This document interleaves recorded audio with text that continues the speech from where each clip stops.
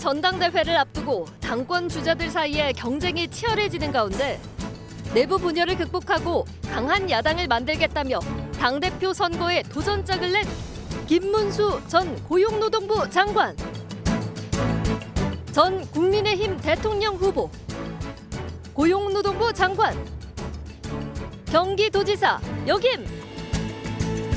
서로 다름을 인정하는 포용을 통해 당내 화합이 중요하다고 강조. 당이 보다 더 민주적이고 열린, 그리고 서로 다름을 인정하고 포용하는 그런 점들을 실천하면서 화합의 수준이 한 단계 높아질 수 있고 가능하다고 저는 보고 있고, 국민의힘이 만약 없어진다면 누가 제일 기뻐하겠느냐. 우리는 그 점을 항상 생각해야 됩니다. 김문수 전 장관이 생각하는 국민의힘 당대표의 과제와 혁신 방안, 집중 분석합니다. 국민의힘 당권 주자들이 후보자 등록을 하고 본격적인 행보에 나섰습니다. 후보자들은 하나같이 통합, 혁신을 강조하고 있는데요. 당대표 도전에 나선 김문수 전 고용노동부 장관과 얘기를 나눠보겠습니다. 김 전 장관님 안녕하십니까? 네, 반갑습니다. 네. 김문수 전 장관께서는 1994년 국민의힘 전신이죠. 민주자유당에 입당하면서 연을 맺었는데 벌써 이제 31년이 됐습니다. 네, 그렇습니다. 이번에 당대표에 출마하기로 한 배경은 무엇입니까? 이번에 대선에 제가 실패를 해서 사실 당대표 출마도 할 생각이 없었는데, 네. 당이 지금 혁신을 한다 그러면서 서로 싸워서 당이 유지되기 어려울 정도로 지지율이 지금 10%처럼 떨어지는 경우도 네. 나오고요. 또 이재명 대통령은 당선되자마자부터 거의 총통 독재에 해당될 만큼 방송장악 3법을 지금 밀어붙이고 있고, 네. 또 노란봉투법부터 시작해서 많은 경제적인 반기업 정책을 몰아붙이는데 사실 기업인들은 말을 또 못하지 않습니까? 네. 또 그리고 지금 순복음 교회라든지 극동방송, 이 한 70년 만에 생기고 나서 처음으로 압수수색도 들어가고 세 개의 특검이 무차별적으로 국민의힘 국회의원들도 출국정지도 시키고 국민의힘 자체를 해산하겠다는 내란 특별법을 네. 발의하고 있습니다. 이래서 우리 당으로서는 야당, 우리 국민의힘을 만약 없애버린다면 네. 이 나라가 일당 독재로 빠지지 않겠습니까? 그래서 저희는 이 위기의식 속에서 제가 꼭 이 일당 독재를 막고 총통 네. 독재를 막고 우리나라 기업을 살리고 또 우리나라의 교회와 자유민주주의를 지키기 위해서 나왔습니다. 네. 말씀하신 대로 국민의힘 지지율이 10%대로 나온 경우가 있는데 내년 지방선거를 앞두고 이 불안감이 커지고 있습니다. 김 후보께서는 지지율 하락 원인으로 내부 혁신이라는 이름 아래 내부 총질이 너무 많았기 때문이다, 이런 지적을 했는데 내부 총질 구체적으로 어떤 점을 지적한 겁니까? 그래서 혁신이라는 것이 대선을 패배하고 나니까 왜 패배했냐, 패배의 원인, 이런 것도 사실 쉽지 않습니다. 그런데 이 혁신이라는 이름 아래 패배한 원인을 찾지도 안 하고 계속 한 사람 중구난방으로 이야기를 하다 보면 혁신위원장이다 누구다 이야기를 하다 보면 서로 내부 싸움이 일어나게 되어 있습니다. 그래서 네. 패배한 집안에는 반드시 분열이 또 일어나게 되고요. 그래서 이 분열은 또 그다음 또 패배를 가져오게 되죠. 네. 이런 게 굉장히 큰 문제라고 봅니다. 네. 당혁신위원회 그 제안에 대해서도 이견입니다. 윤희숙 혁신위원장은 1호 혁신안으로 계엄 탄핵 사죄문을 당규에 명시하자고 제시했고 또 4명의 인적 쇄신 대상자 명단까지 발표를 했습니다. 안철수 혁신위도 쌍권, 권영세, 권성동 의원에 대한 인적 쇄신의 필요성을 언급을 했고요. 근데 혁신안은 지금 사실상 좌초된 것 아니냐, 이런 평가인데 이 같은 혁신이 요구에 대해서는 어떻게 보세요? 혁신이라는 것이 병을 고쳐서 사람을 더 건강하게 해야 되는데 네. 지금 자칫하다 보면 혁신을 한다고 해서 칼을 잘못 들이대다 보면은 그 생명이 죽어버릴 수가 있습니다.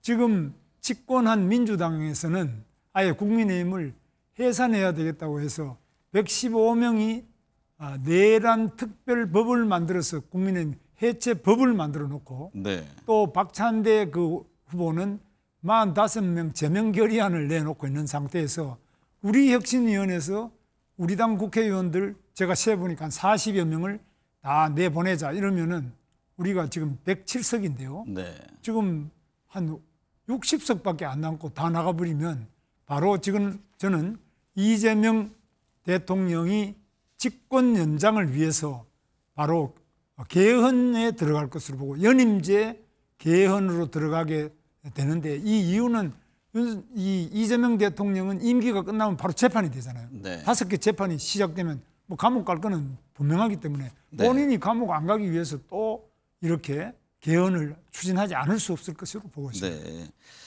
끊임없이 제기되는 윤석열 전 대통령과의 관계 설정에 대해서는 어떤 입장인지요? 안철수 후보는 절연을 통해 미래로 나아가는 것이 혁신이라고 했고 또 장동혁 후보는 당 대표가 되면 윤석열 전 대통령을 면회가겠다 그런 입장을 냈거든요. 그건 참 어려운 문제인데요. 네. 윤석열 대통령께서 지금 또 구치소에 가 계시는데 저는 우리나라 대통령이 다 이렇게 임기를 못 마치고 구치소에 갇히고 형을 받고 하는 것은 불행한 우리 현실로 보고 이런 역사는 이제 그만둬야 된다고 보는데 네.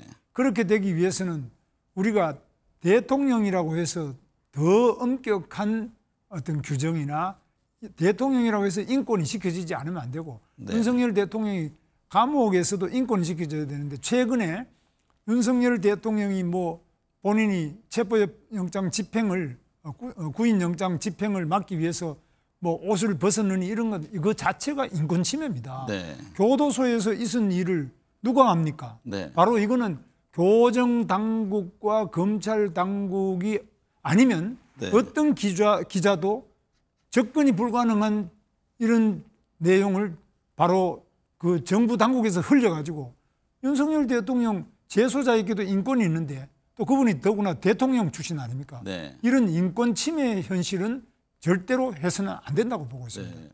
그 특검 수사에 불응하는 것에 대해서 말씀하신 논란이 있지 않습니까?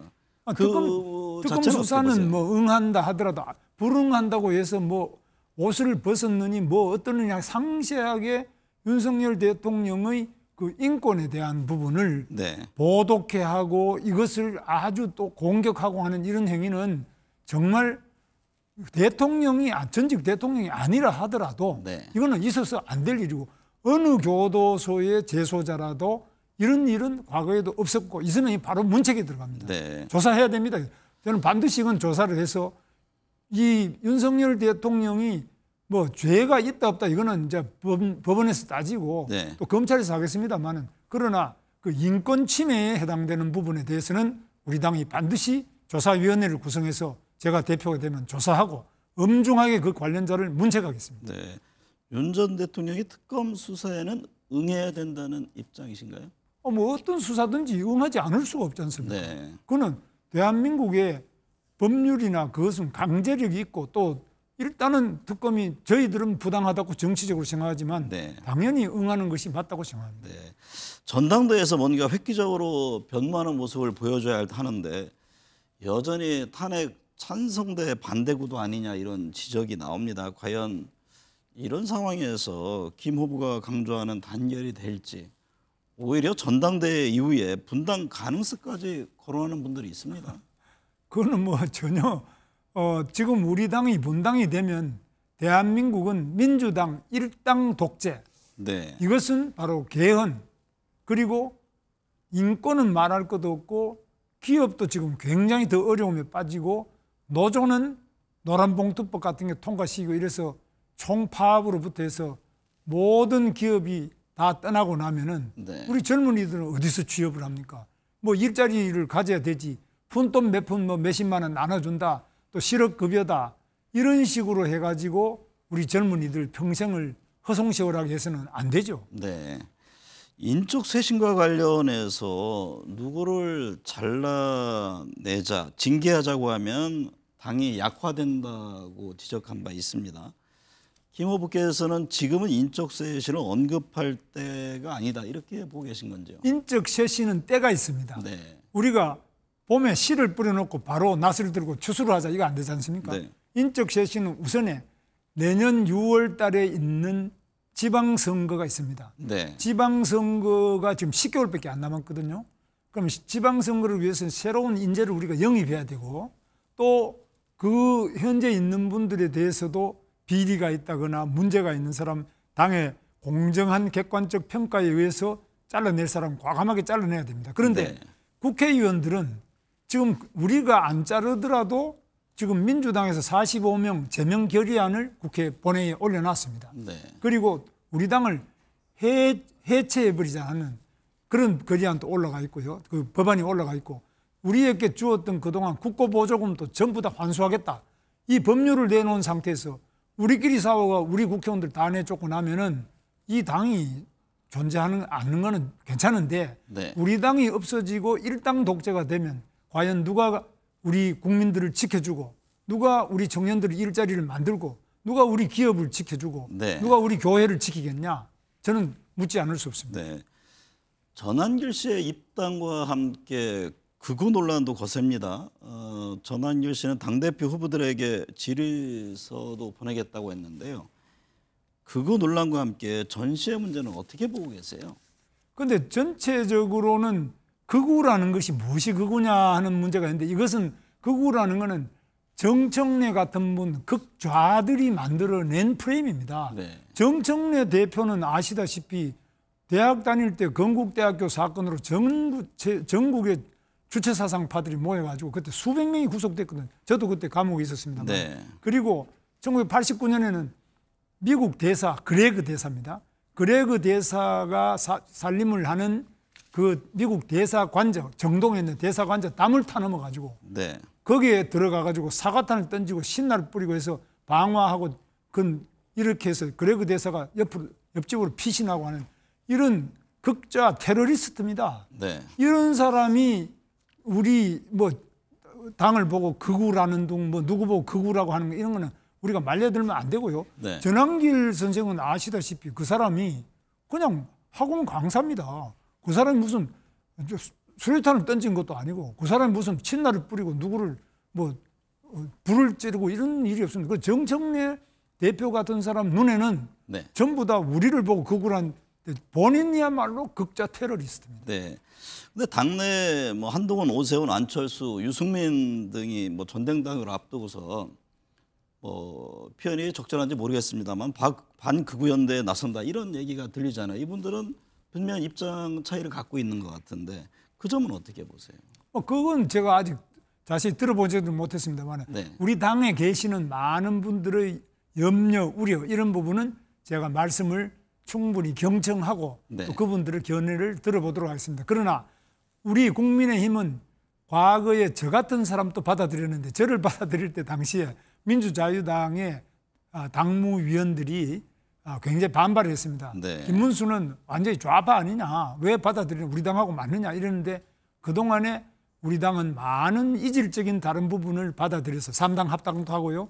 그래서 얼마나 지금 좋은 정당으로 발전했다고 보고 저 자신도 이 당에 들어왔기 때문에 그 속에서 저는 국회의원도 하고 도지사도 하고 여러 가지 많은 경험을 하고 이렇게 자라날 수 있었던 거 아닙니까? 네. 그래서 국민의힘이 문을 열어서 서로 이질적인 부분도 받아들여서 용광로처럼 녹여서 더 높은 순도의 합금을 만들어낼 수 있는 네. 위대한 정당 국민의힘이라고 저는 생각합니다. 그러면 이제 이 질문 한번 드려보겠습니다. 이준석 의원이 있는 개혁신당과 합치는 범보수 연대 문제는 어떻게 보고 계세요?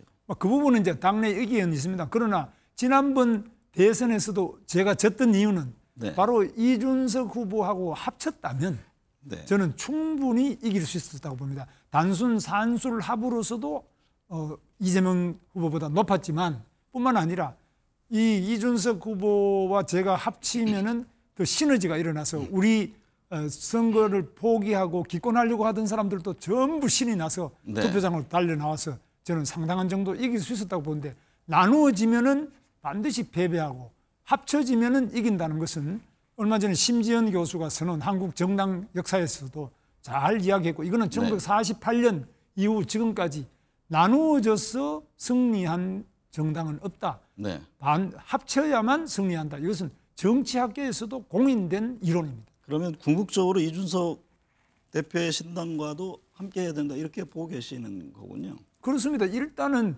우리는 모든 이 반 이재명 총통 독재 연대를 광범하게 형성해서 네. 우리 대한민국의 시장 경제, 기업을 지키고 일자리를 지키고 또 우리 대한민국을 지키는 한미 동맹을 튼튼하게 하는 그 연대를 튼튼하게 해나가야 된다고. 네.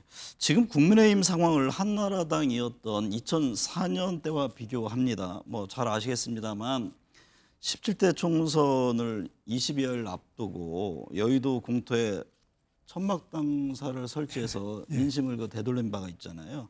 그런데 지금의 국민의힘은 기득권을 놓지 않으려고 내용만 격해질 뿐 뭐 절박함, 절실함이 보이지 않는다 이런 지적인데요. 이에 대해서는 어떤 견해십니까? 뭐 저는 그때 공천위원장을 하고 그러셨죠. 인재영입 위원장을 겸해서 했는데요. 네. 그때 정말 총선을 앞두고 아주 절박한 상태였습니다. 지금은 우리가 대선에 패배하고 지방선거를 앞두고 있고요. 총선은 아직까지 3년이 남았습니다.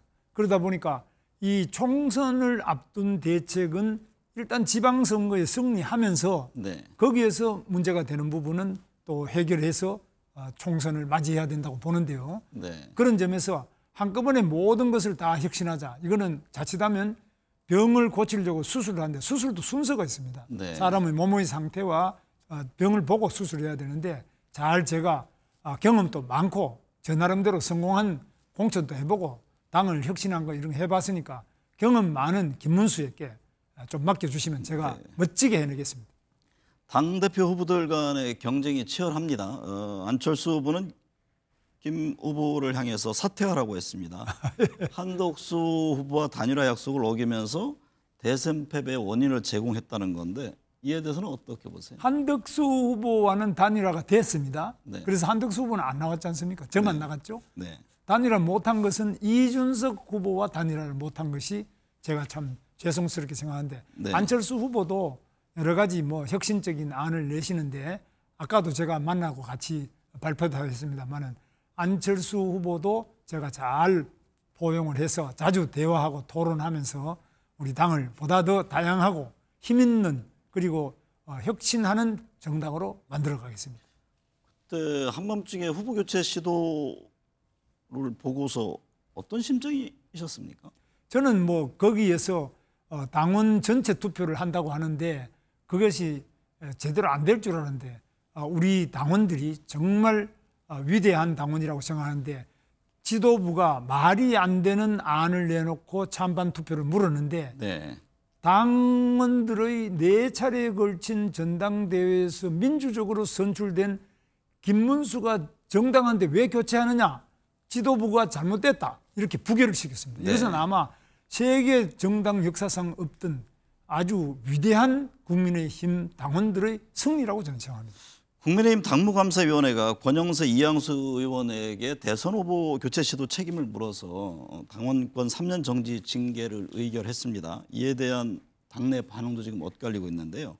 뭐 최종 결정까지는 두고 봐야 합니다만 이번 조치에 대해서는 어떤 입장이세요? 이번에는 이제 징계를 한 게 아니고 이런 징계를 해달라고 윤리위원회, 당무감사위원회가 윤리위원회에 이제 보낸 건데요. 네. 윤리위원회에서 결정을 할 것인데 윤리위원회 심사를 앞두고 제가 너무 또 구체적으로 이야기하면은 네. 좀 문제가 있겠는데 우리 당이 절대로 만만한 정당이 아니고 그러나 우리 당은 또 전체적으로 좀 생각이 다른 부분도 전체 포용을 해서 강력하고 힘 있는 그리고 이재명 총통 독재에 맞설 수 있는 그런 힘을 만들어 나가는 과정을 반드시 성공시켜 낼 거로 봅니다.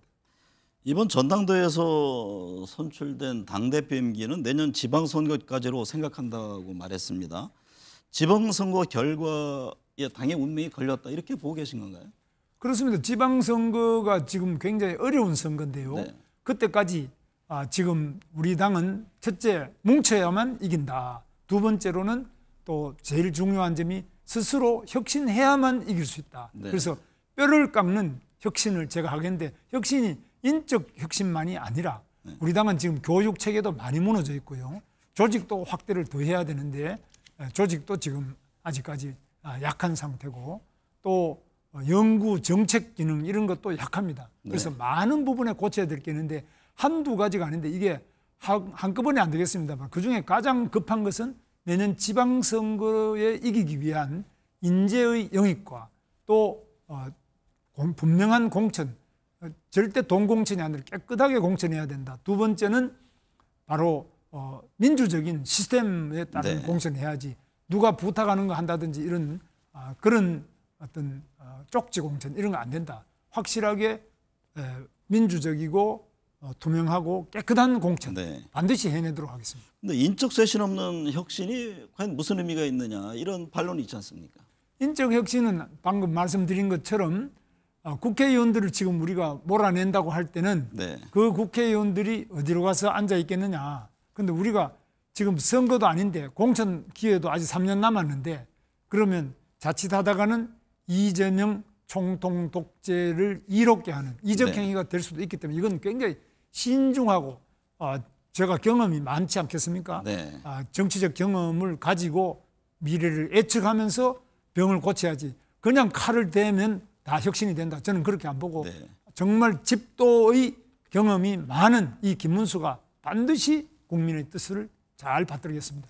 새 당대표는 내란 김건희 최혜병 특검에도 대응해야 한다고 언급했는데 당대표가 되면 어떻게 대응할 것인지 우선 궁금하고요. 아울러 민주당 신임 이제 정청래 대표가 선출됐는데요. 내란 척결을 강조했습니다. 향후 협치는 잘 될 것으로 보시는지요? 예, 지금 우리 당은 혁신을 통하기도 하지만 또 정청래의 대표의 그런 정말 말이 안 되는 폭언, 폭행, 극좌적인 발언을 계속하고 있는데 이런 부분에 대해서는 단호히 맞서도록 하고요. 네. 또 이재명 대통령이 미국과의 한미 관세 협상이라든지 다른 통상 협상 또 한국과 미국 간의 동맹을 강화하는 이런 부분은 야당도 당연히 협력해서 네. 우리 경제가 잘 돌아가고 기업이 정말 잘 돌아가고 청년들이 일자리를 구할 수 있도록 하고 서민들이 따뜻하게 될 수 있도록 하는 이런 복지를 늘리는 거 이런 것들은 당연히 여야가 협치해야 되는데 지금 문제는 뭐냐? 이재명 정부는 협치를 하자 그러면서 당 해체를 하도록 이런 법안을 내놓고요. 네. 협치를 하자 그러면서 우리 국회의원들 45명이나 제명 결의안을 내놓고 이 협치가 되겠습니까? 네. 사람 죽이자 그러면서 협치하자. 이 말로는 이렇게 하는 이런 것들은 그 진실을 반드시 국민들에게 알리도록 하겠습니다. 네. 변화를 위해서는 냉철한 판단으로 과감한 결단이 필요합니다. 정치적 시선이 아닌 국민의 눈높이에 맞춘 혁신을 기대해 봅니다. 오늘 함께해 주셔서 감사합니다. 네, 감사합니다.